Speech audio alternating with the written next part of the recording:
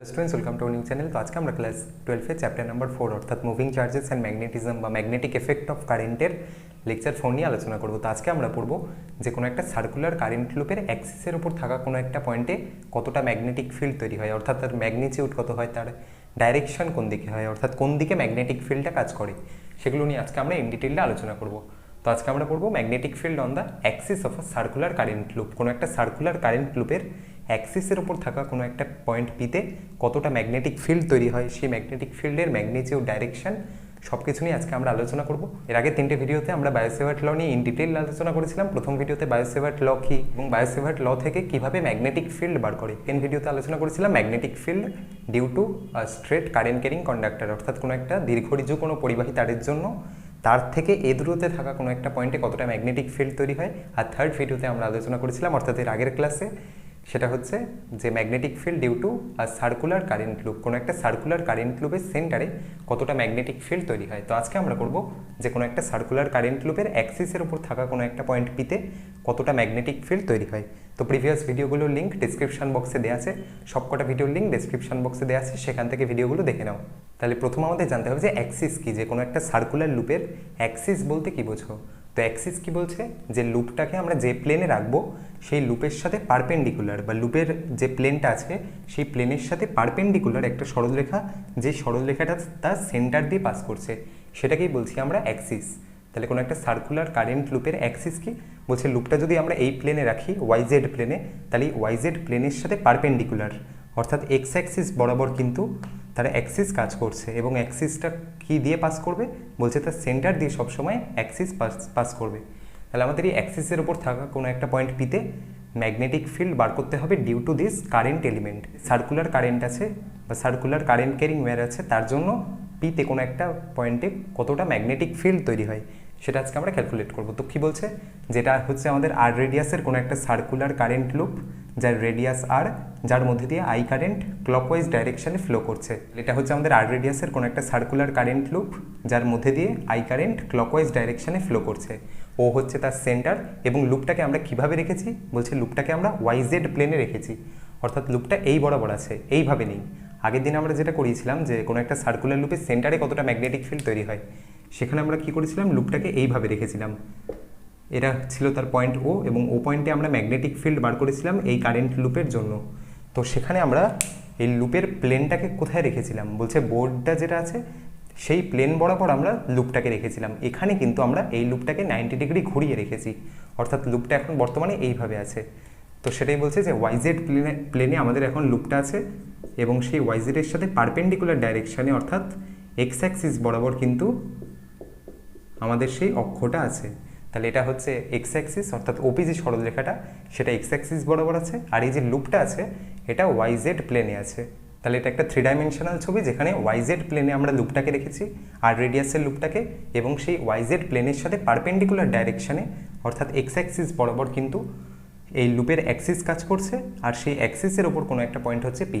P পয়েন্টের দূরত্ব কত বলছে, ও থেকে পিটা এক্স দূরত্বে অবস্থিত, অর্থাৎ লুপের সেন্টার থেকে এক্স দূরত্বে কোনো একটা পয়েন্ট আছে পি। সেই পি পয়েন্টে আমাদের ম্যাগনেটিক ফিল্ড বার করতে হবে এই পুরো কারেন্ট লেন্থের জন্য। তাহলে আমরা বায়োসেভার্ট ল থেকে কি জানি, যে পুরো লুপের জন্য পিতে কতটা ম্যাগনেটিক ফিল্ড তৈরি হবে সেটা আমরা একবারে ক্যালকুলেট করতে পারি না। এজন্য আমরা কি করি, এই লুপের মধ্যে একটা ছোট্ট এলিমেন্টারি লেন্থ ডিএল কনসিডার করছি। তাহলে আর রেডিয়াসের লুপের মধ্যে আমরা ওপরে একটা ছোট্ট এলিমেন্টারি লেন্থ ডিএল কনসিডার করছি।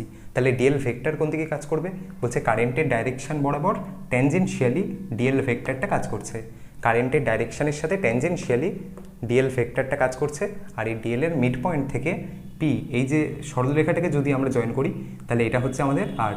তাহলে এটা হচ্ছে ডিএল ভেক্টর, এটা হচ্ছে আর, এটা ডিএল ভেক্টর আর এটা হচ্ছে আর। ডিএল ভেক্টরটা কি, ডিএল ভেক্টর হচ্ছে এই ডিএল এলিমেন্টারি লেন্থটা, এবং তার ভেক্টর কোন দিকে কাজ করছে বলছে, কারেন্টের ডাইরেকশনের সাথে ট্যানজেনশিয়ালি। কেন ট্যানজেনশিয়ালি কাজ করছে, এটা সার্কুলার লুপ বলে। ডিএল এর মিড পয়েন্ট থেকে আর দূরত্বে কোনো একটা পয়েন্ট আছে পি। তাহলে ফার্স্ট আমরা ক্যালকুলেট করবো ডিএল এলিমেন্টারি লেন্থের জন্য পিতে কতটা ম্যাগনেটিক ফিল্ড তৈরি হচ্ছে। তাহলে ডিএল এলিমেন্টারি লেন্থের জন্য পিতে কতটা ম্যাগনেটিক ফিল্ড তৈরি হচ্ছে ডিবি বা ডেল বি। ডেল বি মানে কি, খুব ছোট একটা magnetic field due to this d l elementary length. তো বায়োসেভার্ট ল থেকে তার ফর্মুলা আমরা কি জানি, যে dB equal to μ0/4 pi I dl sine theta by r square, যেখানে থিটাটা কি, theta is the angle between dl vector and r vector, আর এই স্মল আরটা কি, স্মল আর হচ্ছে ডিএল থেকে পির যে দূরত্ব সেটা হচ্ছে স্মল আর। তো এখানে দেখো এই থিটাটা কত, এটাই হচ্ছে মেইন ব্যাপার, যে থিটাটা কত হবে। এখানে বলছে ডিএল ভেক্টরটা এই বরাবর কাজ করছে আর ডিএল এর সাথে পারপেন্ডিকুলার ডাইরেকশানে আর ভেক্টরটা কাজ করছে, অর্থাৎ এদের মাঝের যে অ্যাঙ্গেলটা সেটা হচ্ছে 90 ডিগ্রি।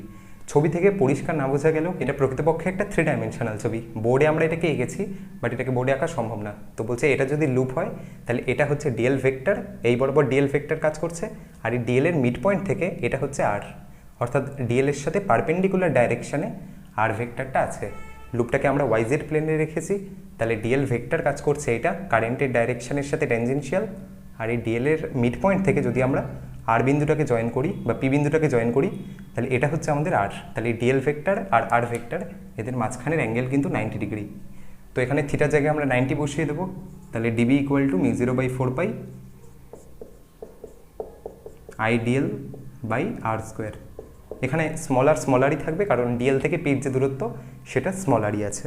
তাহলে ডিএল লেন্থের জন্য পিতে কতটা ম্যাগনেটিক ফিল্ড তৈরি হচ্ছে ডিবি, সেই ডিবির ভ্যালু কত, μ0/4 I dl by r square, কারণ থিটাটা 90 ডিগ্রি। ডিএল ভেক্টর আর আর ভেক্টর এদের মাঝখানের অ্যাঙ্গেল 90 ডিগ্রি। এবার হচ্ছে ডাইরেকশন কোন দিকে কাজ করছে। তো দেখো ডাইরেকশন কী করে নির্ণয় করতে হয়, ডিএল ক্রস আর।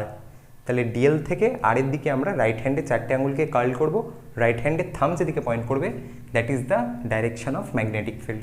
তাহলে ডিএল থেকে আর এর দিকে রাইট হ্যান্ডে 4টে আঙুলকে কার্ল করো, রাইট হ্যান্ডের থাম যেদিকে ইন্ডিকেট করছে সেটা হচ্ছে পি পয়েন্টে ম্যাগনেটিক ফিল্ড। তাহলে ডিএল থেকে আর এর দিকে 4টে আঙুলকে কার্ল করলে রাইট হ্যান্ডের থাম পি পয়েন্টে নিচের দিকে কাজ করছে এই বরাবর। তাহলে এটাই হচ্ছে আমাদের ডিবি ভেক্টর।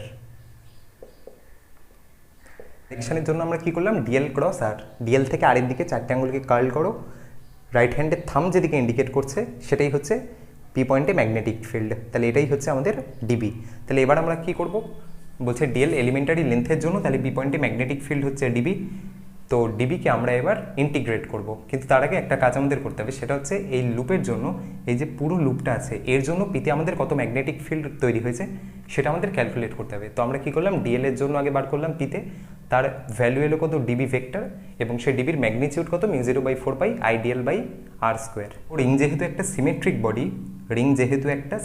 বডি, বা কোনো একটা সার্কুলার কারেন্ট লুপ একটা সিমেট্রিক বডি, অর্থাৎ এর ওপরের অংশে যেরকম আমরা একটা ডিএল এলিমেন্টারি লেন্থ কনসিডার করেছিলাম, এর নিচেও আমরা একটা ডিএল এলিমেন্টারি লেন্থ কনসিডার করতে পারি। তাহলে আমরা এই লুপের নিচে একটা ডিএল এলিমেন্টারি লেন্থ কনসিডার করছি।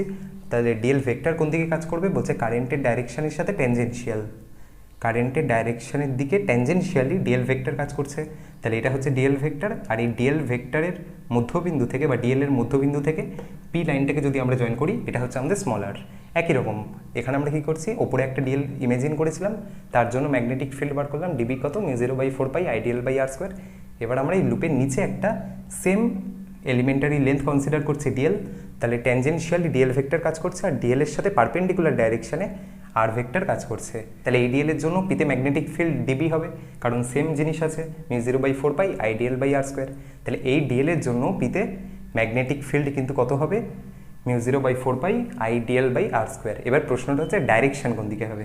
এই ডিএল এর জন্য নিচের দিকে ম্যাগনেটিক ফিল্ড কাজ করেছিল, এই ডিএল এর জন্য ম্যাগনেটিক ফিল্ডের ডাইরেকশন কোন দিকে সেটা আমরা ক্যালকুলেট করব, তারপর নেট ম্যাগনেটিক ফিল্ড আমরা বার করব পি পয়েন্টে একটা ডিএল এর জন্য। সেই ডিবিকে ইন্টিগ্রেট করলে আমি পুরো লুপটার জন্য ম্যাগনেটিক ফিল্ড পেয়ে যাব। তো দেখো এই ডিএল এর জন্য কতটা ম্যাগনেটিক ফিল্ড পিতে তৈরি হচ্ছে, μ0/4 I dl by r square. Direction কোন দিকে, বলছে ডিএল থেকে আরের দিকে রাইট হ্যান্ডের 4টে আঙুলকে কার্ল করো, থাম যেদিকে পয়েন্ট করছে সেটাই হচ্ছে পি পয়েন্টে ম্যাগনেটিক ফিল্ড। তাহলে ডিএল থেকে আরের দিকে 4টে আঙুলকে কার্ল করলে রাইট হ্যান্ডের থাম কিন্তু ওপর দিকে ইনক্লাইন্ডভাবে কাজ করছে। তাহলে এখানে যদি আমরা একটা ডিবি ভেক্টর রাখি এই ডিএল এর জন্য, এই ডিএল এলিমেন্টারি লেন্থের জন্য যদি আমরা পি পয়েন্টে একটা ম্যাগনেটিক ফিল্ড রাখি তাহলে সেটা এই বরাবর কাজ করছে। এটা হচ্ছে আমাদের ডিবি ভেক্টর। তাহলে এটুকু লেন্থ হচ্ছে আর, এটা হচ্ছে স্মলার, এটা হচ্ছে ডিবি ভেক্টর। এবার আমরা কি করছি, তাহলে এই ডিএল এর জন্য এই বরাবর ডিবি কাজ করছে, এই ডিএল এর জন্য এই বরাবর ডিবি কাজ করছে। এবার আমরা কি করছি, দুটো অ্যাঙ্গেল ধরে নিচ্ছি, বলছে এই কোণটা থিটা আর এই কোণটাও থিটা, কারণ দুটো সেম অ্যাঙ্গেল, এটা ওয়ার এটা ওয়ার, এর রেডিয়াস ওয়ার এর রেডিয়াস ওয়ার, এই দূরত্বটা স্মলার এই দূরত্বটাও স্মলার, আর এই দূরত্বটা এক্স, অর্থাৎ দুটো ত্রিভুজই সর্বসম ত্রিভুজ, এবং এই দুটো ত্রিভুজেরই এই অ্যাঙ্গেল দুটো থিটা, এই দুটো অ্যাঙ্গেল কিন্তু থিটা। এবার আমরা কি করছি, ডিবিকে দুটো কম্পোনেন্টে ভেঙে নেব, অর্থাৎ এই নিচের ডিবিটাকে আমরা দুটো কম্পোনেন্টে ভাঙবো, ওপরের ডিবিকে আমরা দুটো কম্পোনেন্টে ভাঙবো। তার ফলে দেখবো যে ওপরের কম্পোনেন্ট দুটো ক্যান্সেল আউট হয়ে যাবে, শুধুমাত্র লেফট সাইডের যে কম্পোনেন্ট আছে সেটা থাকবে। তো ডিএল এলিমেন্টারি লেন্থের জন্য শুধুমাত্র সেই কম্পোনেন্টটা থাকবে। কীরকম বলছে, এই ডিবিকে যদি আমরা দুটো কম্পোনেন্টে ভাঙি, তাহলে একটা পারপেন্ডিকুলার কম্পোনেন্ট নিচের দিকে, একটা সাইডে কম্পোনেন্ট, তাহলে এই কোণটা যদি থিটা হয় তাহলে এই পুরোটা 90, তাহলে এটা 90 মাইনাস থিটা, আবার এটা পারপেন্ডিকুলার, তাহলে এই কোণটা থিটা। এটা মাথায় রেখো যে এই দুটো অ্যাঙ্গেল যদি থিটা হয় তাহলে এই কোণটা থিটা, আবার এইখানে যখন আমরা কম্পোনেন্ট রাখবো তাহলে এই কোণটাও থিটা হবে। তাহলে এই কোণটা যদি থিটা হয় তাহলে ডিবিকে আমরা দুটো কম্পোনেন্টে ভাঙছি, একটা ডিবি কস থিটা, একটা ডিবি সাইন থিটা। ডিবির দুটো কম্পোনেন্ট এই হরাইজন্টালের সাথে থিটা কোণ করেছে, তাহলে নিচের দিকের কম্পোনেন্টটা ডিবি কস থিটা, ও সাইডের কম্পোনেন্টটা লেফট সাইডের কম্পোনেন্টটা ডিবি সাইন থিটা। তো নিচের দিকেরটা ডিবি কস থিটা আর লেফট সাইডেরটা ডিবি সাইন থিটা। একইভাবে ওপরের ডিবিকে যদি আমরা দুটো কম্পোনেন্টে ভাঙি, তাহলে একটা পারপেন্ডিকুলারলি ওপর দিকে কাজ করবে, একটা লেফট সাইডে কাজ করবে। তাহলে এটা ডিবি, তাহলে এই অ্যাঙ্গেলটা থিটা আমরা বলেছি, এই কোণটা থিটা, তাহলে এই কোণটা থিটা হলে এই কোণটাও থিটা। তাহলে এই কোণটা যদি থিটা হয় তাহলে ডিবিকে আমরা আবার দুটো কম্পোনেন্টে ভাঙলাম, তাহলে ওপরের অংশটা কত হবে, ডিবি কস থিটা, আর নিচের অংশটা ডিবি সাইন থিটা। তাহলে লক্ষ্য করো এই ডিবির ভ্যালু তো সেম, তাহলে ডিবি কস থিটা নিচের দিকে আর ডিবি কস থিটা ওপর দিকে, এই দুজন পরস্পরকে ক্যান্সেল আউট করবে। তাহলে পড়ে থাকবে শুধু ডিবি সাইন থিটা। অর্থাৎ একটা ডিএল এলিমেন্টারি লেন্থের জন্য পিতে কতটা ম্যাগনেটিক ফিল্ড তৈরি হচ্ছে, ডিবি নয়, ডিবি সাইন থিটা। একটা ডিএল এলিমেন্টারি লেন্থের জন্য পিতে কতটা ম্যাগনেটিক ফিল্ড তৈরি হচ্ছে, এই পুরো ডিবিটা কাজ করছে না। ডিবিকে আমরা দুটো কম্পোনেন্টে ভাঙলাম, একটা ডিবি কস থিটা, একটা ডিবি সাইন থিটা, আর এই ডিএলের জন্য ওপর দিকে ডিবি ভেক্টর কাজ করছে। একে দুটো কম্পোনেন্ট, একটা ডিবি কস থিটা, একটা ডিবি সাইন থিটা। তাই DB cos theta cancel out করছে, পড়ে থাকছে শুধু ডিবি সাইন থিটা। অর্থাৎ একটা ডিএলের জন্য পিতে কতটা ম্যাগনেটিক ফিল্ড তৈরি হচ্ছে, ডিবি সাইন থিটা। একটা ডিএল এলিমেন্টারি লেন্থের জন্য ম্যাগনেটিক ফিল্ড কাজ করছে ডিবি সাইন থিটা। একটা ডিএল লেন্থের জন্য শুধুমাত্র ডিবি সাইন থিটাটা কাজ করছে, DB cos theta cancel out হয়ে যাচ্ছে। তাহলে একটার জন্য যদি ডিবি সাইন থিটা কাজ করে তাহলে পুরো ম্যাগনেটিক ফিল্ড কত হবে, তাহলে net magnetic field at point P পয়েন্টে যে নেট ম্যাগনেটিক ফিল্ড সেটা কত, integral of DB sine theta. তাই net magnetic field at point P equal to integral of DB sine theta. এই জায়গাটা বোঝা গেল যে ডিএলের জন্য পিতে ম্যাগনেটিক ফিল্ড কাজ করছে ডিবি সাইন থিটা, তাহলে পুরো লুপটার জন্য কতটা ম্যাগনেটিক ফিল্ড কাজ করছে, তাহলে B equal to integral of DB sine theta. এবার তাহলে আমরা ডিবিকে সাবস্টিটিউট করবো। তার আগে একটা কাজ, এটা হচ্ছে ক্যাপিটাল আর, এটা হচ্ছে এক্স, আর এটা হচ্ছে স্মল আর। এটা হচ্ছে ক্যাপিটাল আর, এটা এক্স, এটা স্মল আর। তাহলে পিথাগোরাস থিওরেম থেকে আমরা লিখতে পারি capital R square plus x square equal to small r square. তাহলে এই স্মল আর স্কোয়ারের জায়গায় আমরা এটাকে সাবস্টিটিউট করে দেবো। তাহলে ডিবি ইকুয়াল টু কত পড়ে থাকছে, μ0/4 I dl by small r স্কোয়ারের জায়গায় capital R square plus x square. এবার এই ভ্যালুটাকে আমরা এখানে বসিয়ে দেবো, দিয়ে ইন্টিগ্রেট করব। তাহলে integral of DB sine theta, তাহলে ডিবি কত, μ0/4 I dl divided by r square plus x square into sine theta. Sine theta কত বলছে, এই কোণটা যদি থিটা হয়, এই কোণটাকে আমরা থিটা ধরেছি, তাহলে এই অ্যাঙ্গেলটা থিটা হলে সাইন থিটা কত, r by under root r square plus x square. এটা আমরা জানি যে সাইন থিটা মানে কি, লম্ব বাই অতিভুজ। তাহলে μ0/4 I dl by r square plus x square into r by under root r square plus x square. কেন, সাইন থিটা মানে কি, এই কোণটা যদি থিটা হয় তাহলে থিটার সাপেক্ষে সাইন থিটা মানে কি, r by under root r square plus x square. তাহলে এটাকে ইন্টিগ্রেট করলে কি হয়, integral of μ0 I r dl divided by 4 into, দেখো r square plus x square আর একটা r square plus x square তার under root, r square plus x square under root মানে r square plus x square whole to the power half.